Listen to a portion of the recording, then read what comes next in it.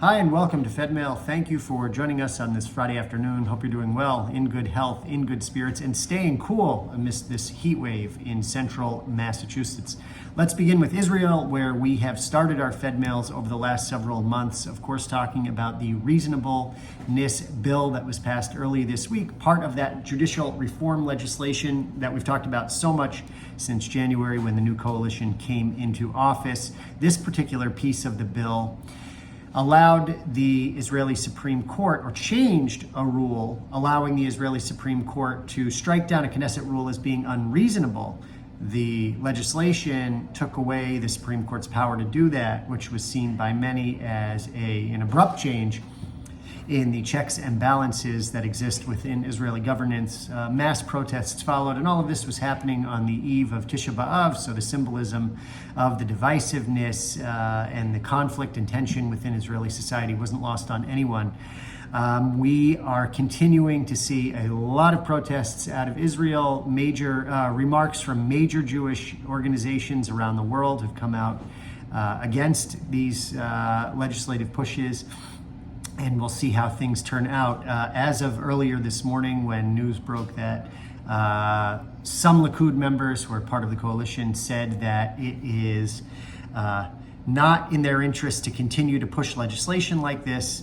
Perhaps that changes the dynamic of it, but we shall see. I continue to urge you to follow your preferred news source. I tend to look to Times of Israel. In particular, I liked a piece written by former Ambassador Michael Oren, who's a member of the Knesset.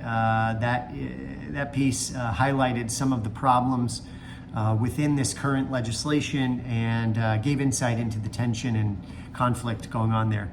Let's turn now to better news, what's going on in our own community. We're looking forward to honoring former Lieutenant Governor Karen Polito with the Tapper Charitable Foundation Righteous Gentile Award coming up on September 6th. So mark your calendar for that. We're going to be sending out more information.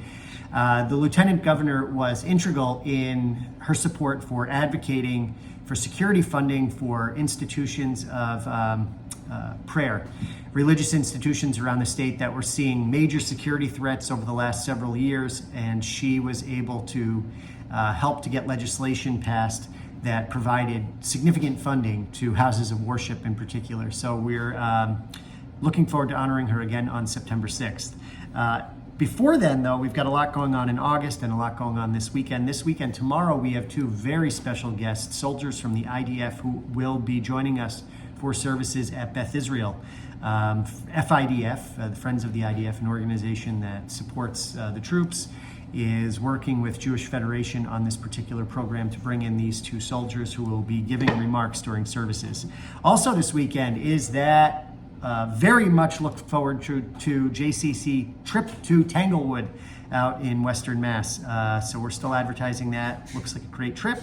Coming up later in August 9th, Senior Day at Polar Park. Join Tourist Center, JCC, and Federation at the ballpark. Maybe some other institutions will join in the sponsorship.